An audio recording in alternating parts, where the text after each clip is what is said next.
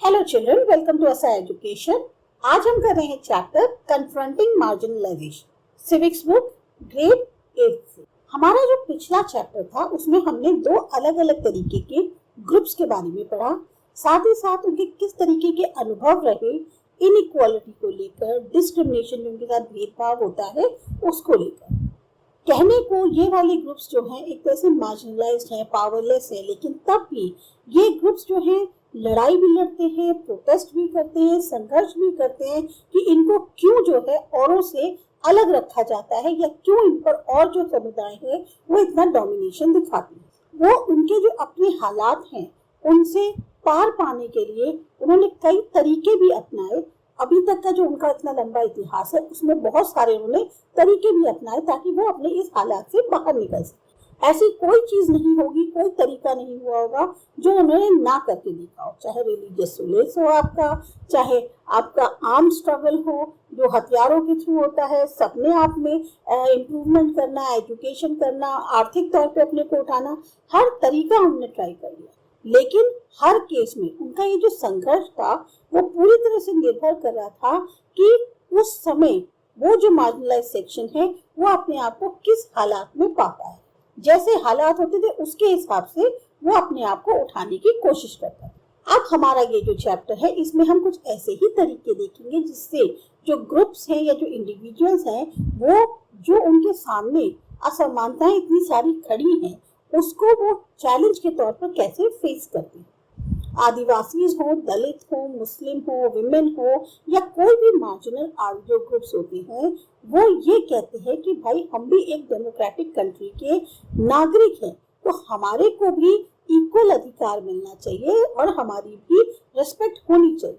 बहुत से लोग संविधान की तरफ देखते हैं कि भाई हमारी जो मुश्किलें हैं उनको आप क्या कहते हैं, क्यों नहीं सुनवाई होती है उन पर, क्यों नहीं उन पर ध्यान दिया जाता है।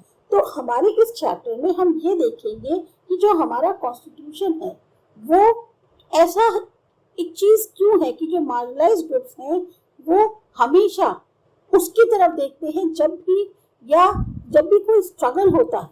तो ये जो मार्जिनलाइज्ड ग्रुप्स हैं ये हमेशा कॉन्स्टिट्यूशन की तरफ ही क्यों एड्रेस करते हैं कि भाई हमारे ऊपर ध्यान दो या उसी में ये मुद्दा उठाने की क्यों कोशिश करते हैं। हमें ये देखना होगा इसी का हिस्सा होने के नाते कि कैसे जो अधिकार हैं वो ट्रांसलेट किए जाते हैं कानून के तहत ताकि उनको जो है जो ग्रुप्स हैं उनको बचाया जा सके, जो उनका लगातार शोषण हो रहा है उसके उनको बचाया जा सके। साथ ही साथ हम ये देखेंगे कि गवर्नमेंट जो है किस तरह के एफर्ट्स करती है, नीतियां लाती है ताकि ये जो ग्रुप्स है इनका डेवलपमेंट हो। सबसे पहले बात करते हैं जो फंडामेंटल राइट्स हैं या उसके तहत जो नियम कानून है उसका प्रयोग करना। कॉन्स्टिट्यूशन जैसे कि हमने पहले चैप्टर में पढ़ा था कि कुछ प्रिंसिपल्स उसने ले डाउन किए हैं जिससे हमारी सोसाइटी या हमारी जो पॉलिटी है वो डेमोक्रेटिक है। इनको डिफाइन किया गया है एक लिस्ट के थ्रू फंडामेंटल राइट्स की जो कि हमारे कॉन्स्टिट्यूशन का बहुत अहम हिस्सा है। ये सारे अधिकार जो है हर नागरिक के लिए, इंडियन जो है उसके लिए समान तौर पर अवेलेबल है। अब जहां तक मार्जिनलाइज सेक्शन की बात करें तो उनको जो है दो तरीके से ये अधिकार जो है उनके ऊपर लगाए गए हैं या दो तरीके से उनको अधिकार प्रयोग में दिए जा रहे हैं।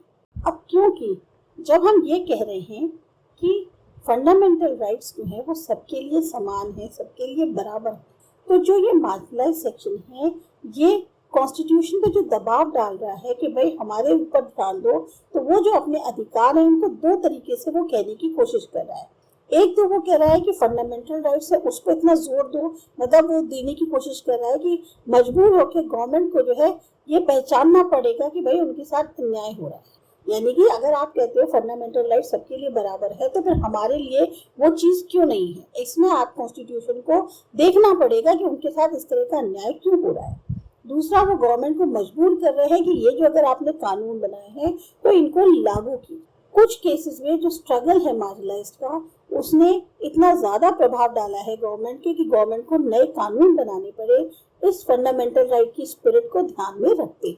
आर्टिकल 17 जो कॉन्स्टिट्यूशन का था वो ये बताता है कि जो अनटचेबिलिटी है अब वो पूरी तरह से खत्म कर दी गई है। इसका मतलब क्या है कि कोई भी जो है दलित को अब नहीं हटा सकता कि वो अपने आप को पढ़ाई लिखाई के लिए आगे ना बढ़ाए, या वो मंदिरों में नहीं जा सकता, या पब्लिक फैसिलिटीज नहीं यूज कर सकता। अब ये सब जो एक पहले होता था कि नहीं इन लोगों को अलाउड ही नहीं है, वो सब चीज बिल्कुल खत्म कर दी गई है। इसका मतलब क्या है कि ये गलत है कि कोई भी अगर अब अनटचेबिलिटी प्रैक्टिस करता है तो ये जो प्रैक्टिस है ये डेमोक्रेटिक गवर्नमेंट के द्वारा टॉलरेट नहीं करी जाएगी। एक तरह से अनटचेबिलिटी जो है वो एक ऐसी क्राइम मानी जा रही है जिसको पनिश किया जाएगा। यानी कि अगर आप कुछ ऐसा काम करते हैं तो आपको पूरी तरह से आपने एक क्राइम किया है और आपको उसका पनिशमेंट मिले। कुछ और सेक्शंस है कॉन्स्टिट्यूशन में जो काफी हद तक मदद करते हैं इस आर्गुमेंट जो कि अनटचेबिलिटी के अगेंस्ट है उसमें मजबूती देती हैं। जैसे एग्जांपल आर्टिकल 15 जो है कॉन्स्टिट्यूशन का, वो ये कहता है कि कोई भी सिटीजन इंडिया के अंदर उसका भेदभाव उसके साथ नहीं किया जाएगा रिलीजन, रेस, कास्ट, सेक्स या प्लेस ऑफ बर्थ के आधार पर। ये हम लोगों ने कई बार पढ़ा है, 7th की टेक्स्ट बुक में भी, जो इक्वालिटी का चैप्टर था उसमें भी, और हर बार ये बात पढ़ते आ रहे हैं। ये जो है दलित्स के द्वारा इस्तेमाल किया गया ताकि उनको भी जो है बराबरी का दर्जा मिले, जहां उनको जो है इससे वंचित रखा जा रहा है।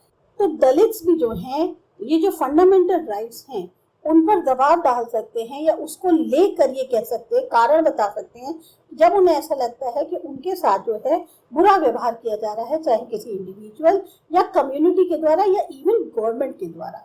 उन्होंने जो है गवर्नमेंट ऑफ इंडिया की जो कॉन्स्टिट्यूशन से संबंधित है उसको अटेंशन दिलाने के लिए अपने गवर्नमेंट से ये कहा है कि गवर्नमेंट से डिमांड करी है कि गवर्नमेंट जो है उस संविधान को फॉलो करे और उस फंडामेंटल राइट्स जो उनके भी हक हैं उसको फॉलो करते हुए उनको न्याय दे, और जिससे जो है वो भी उस जिंदगी को जी सके जिससे वो महरूम रहती है। ऐसे ही बाकी और माइनॉरिटी ग्रुप्स हैं जो फंडामेंटल राइट सेक्शन जो है कॉन्स्टिट्यूशन का उस पर ज्यादा एक तरह से प्रेशराइज करते हैं। उन्होंने खास तौर से जो right to freedom of religion और कल्चरल और एजुकेशनल राइट्स है उस पर ज्यादा आकर्षण डालने की कोशिश करी।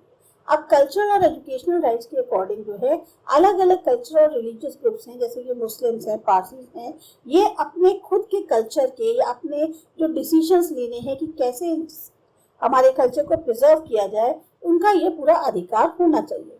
तो अलग अलग तरीके की कल्चरल राइट्स जो है वो ग्रांट करी गई हैं। इस तरीके से कॉन्स्टिट्यूशन ये इंश्योर करने की कोशिश करता है कि कल्चरल जस्टिस हर एक ग्रुप के साथ हो।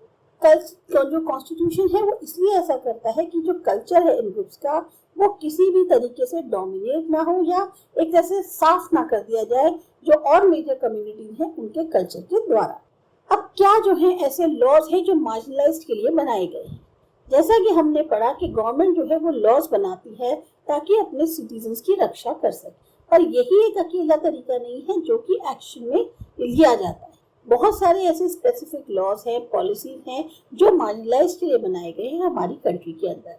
बहुत सी ऐसी नीतियां हैं, स्कीम्स हैं जो काफी और जैसे कहते हैं साधन के थ्रू इमर्ज हुई हैं, जैसे कि एक कमेटी बनाना या सर्वे कराना।